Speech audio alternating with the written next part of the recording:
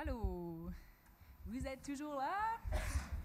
Je suis contente d'être ici. Je suis la seule femme au panel. C'est un honneur.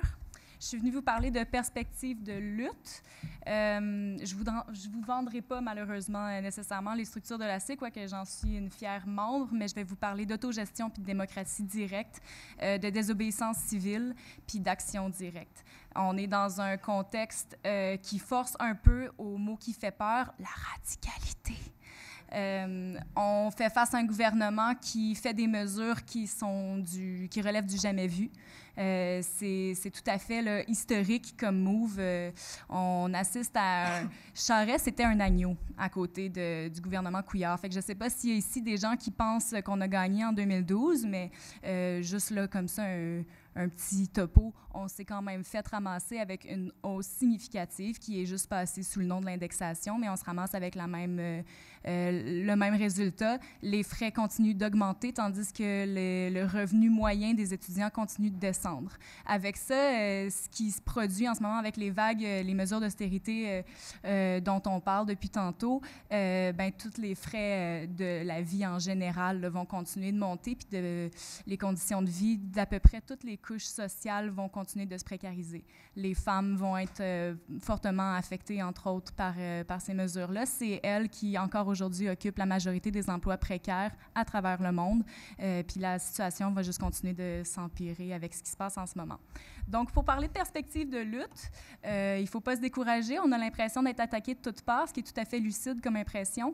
Je pense que pour se permettre d'axer des stratégies de lutte, il faut qu'on mette le point comme il faut, qu'on mette le doigt sur qu'est-ce qu'on combat, c'est quoi la grosse bébite en arrière de ça, et ça s'appelle du néolibéralisme. Le néolibéralisme, c'est un courant idéologique qui va toucher autant à la philosophie, à l'économie, à la politique. C'est dans tous les domaines. En fait, c'est ce qu'on appelle en sciences politiques une idéologie dominante, donc qui va un peu épandre ses tentacule dans toutes les sphères de la société, puis qui va partir là, de la gouvernance des sphères des classes dirigeantes. Donc, une petite définition là, du néolibéralisme, il y a l'économique libéral Hayek qui a décrit ça comme étant la soumission de l'homme aux forces impersonnelles du marché, soumission vue comme étant saine et naturelle, puisque le marché est pensé comme étant un organisme naturel avec des lois dites naturelles qui font en sorte, en fait, que tout ça fonctionne pour le bien commun de tout le monde. C'est pensé selon l'idée que tu fais de l'argent, je fais de l'argent, tout le monde profite. En fait, c'est ça, c'est dans cette idée-là que le marché est à même, en fait, de structurer la société, qu'on va justifier un processus de transformation étatique qui va amener un aménagement de l'environnement économique, politique et culturel pour prioriser puis avantager les entreprises privées qui sont vues comme étant le grand vecteur du progrès humain. Donc, dans cette conjoncture-là, on s'imagine bien que la vision des inégalités sociales devient non seulement saine, normale, naturelle, mais c'est pas nécessairement problématique. En fait, c'est juste comme du dommage collatéral. Le néolibéralisme, son avènement peut être identifié avec la direction de Margaret Thatcher, qui est tristement décédée, je pense que l'année passée ou l'année d'avant, 2012 qu'elle est morte. On la qualifiait de dame de fer, c'est pas pour rien. Elle a été instigatrice d'un courant idéologique qui sévit encore sévèrement aujourd'hui où on est en ce moment, donc le néolibéralisme. Dès son arrivée au pouvoir, Mme Thatcher, qui prônait un capitalisme populaire, a réduit de moitié le secteur public et des services sociaux. Donc, ça a eu comme conséquence qu'1 million de salariés au secteur public sont passés au privé.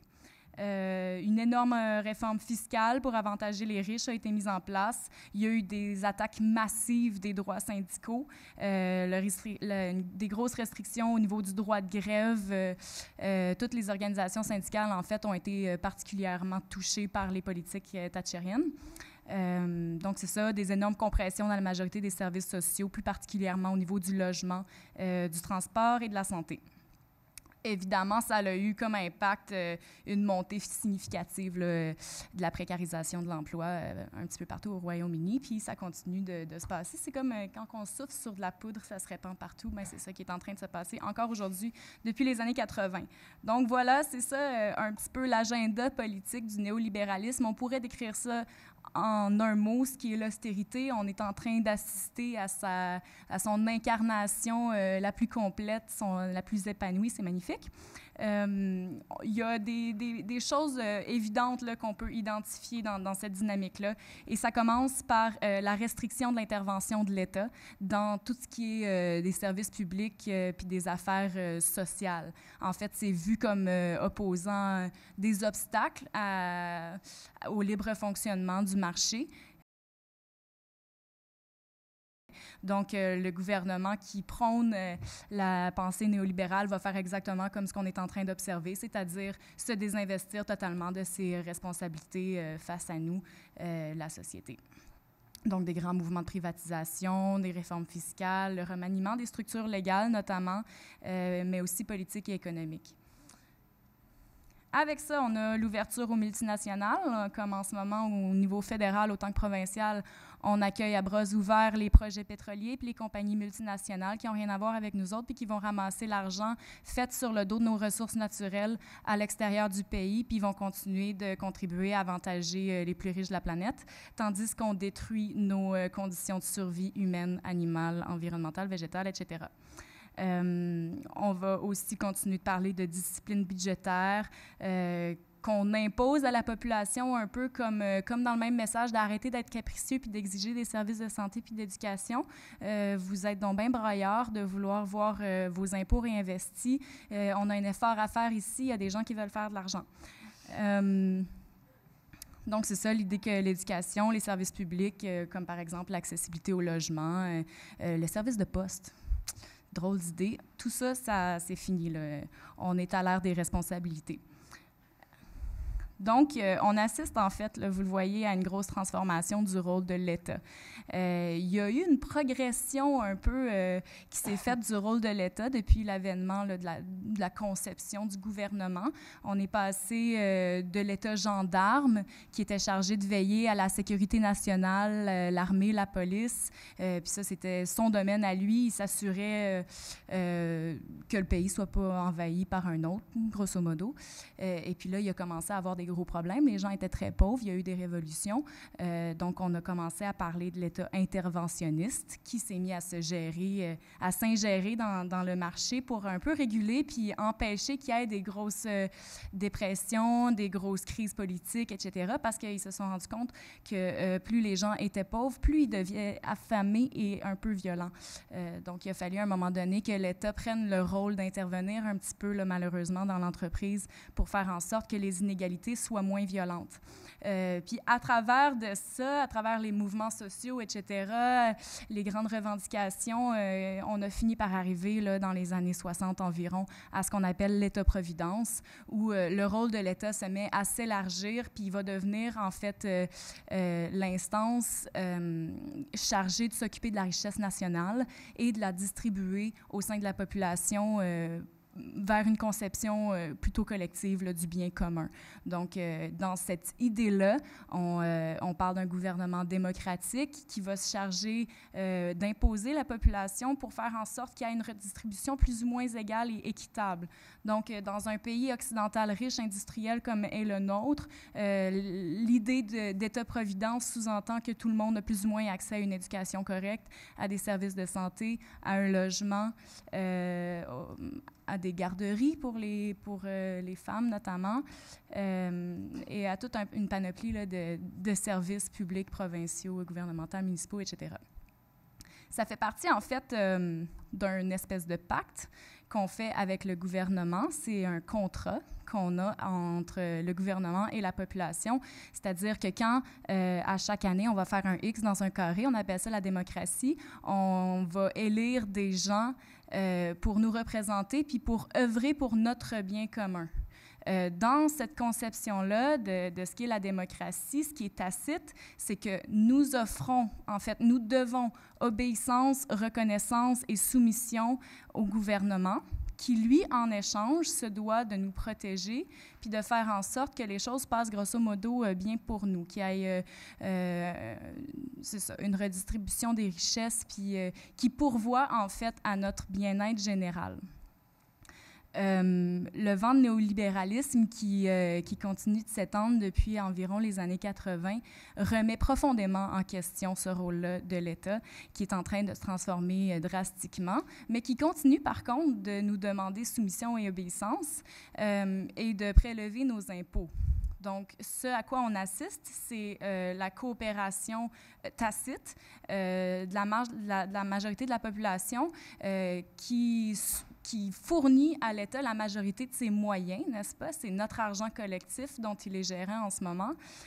Puis, en contrepartie de ça, on assiste à un État qui avantage de plus en plus l'entreprise privée au détriment du bien collectif. Un exemple flagrant, là, on parle depuis tantôt d'austérité en éducation. Tu as 200 millions de dollars de coupés dans le secteur de l'éducation. Puis ça, c'est cette année, là. Ça, c'est 41 millions dans les cégeps, 172 millions dans les universités. Puis en parallèle, on continue de subventionner les collèges et les universités privées.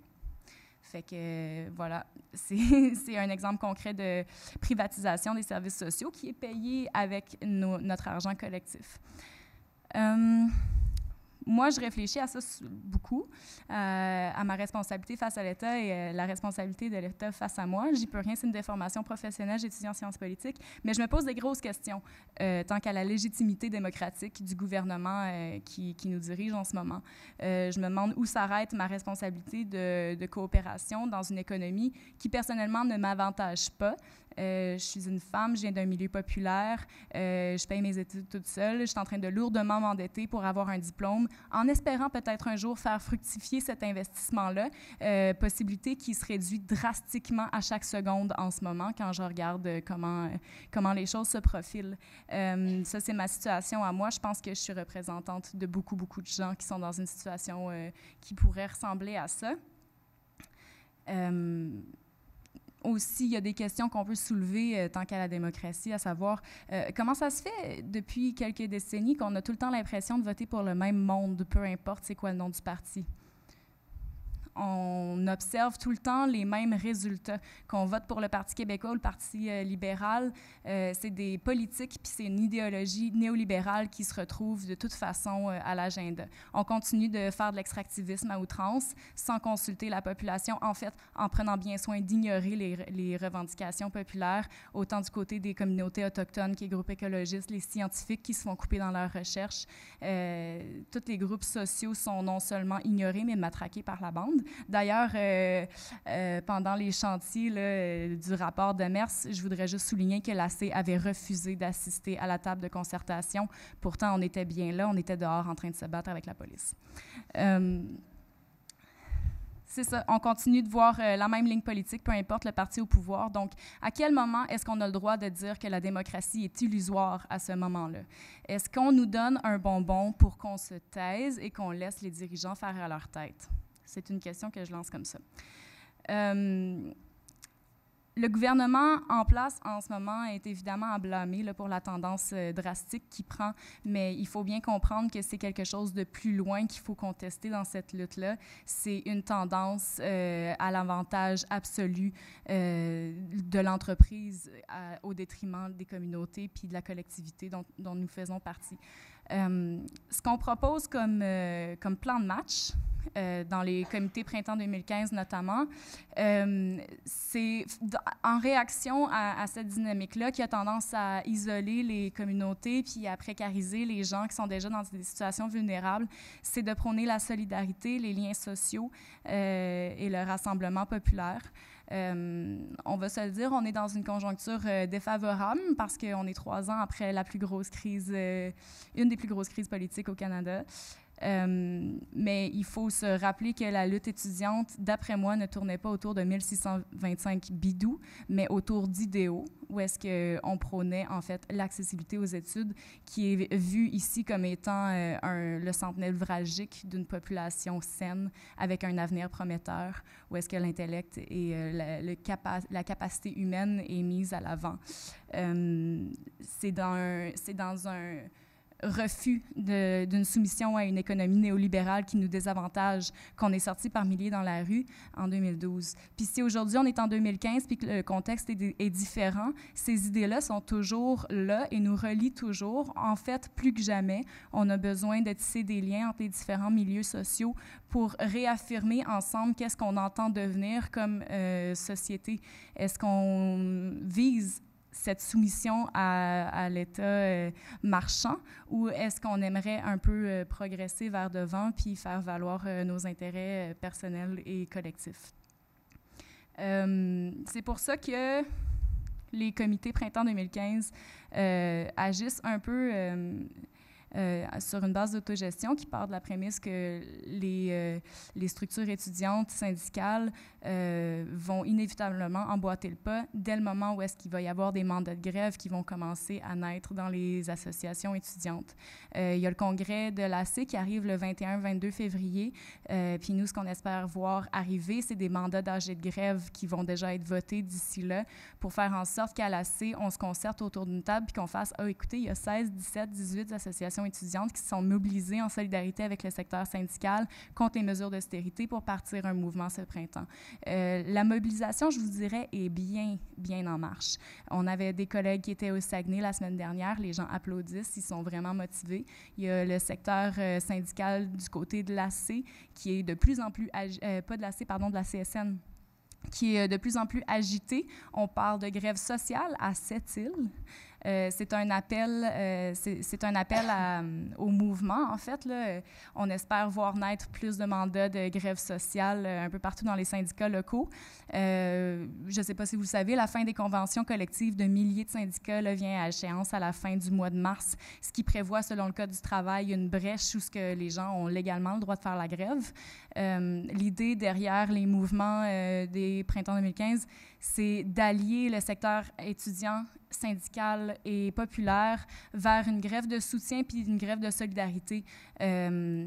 Oui, avec le corps syndical, mais avec tous les secteurs de la population, parce qu'on conçoit qu'on est tous interreliés dans cette dynamique-là. On se fait tous mettre dans l'eau chaude, donc c'est d'autant plus important de parler, de se concerter entre nous, puis de partir dans un mouvement de front commun.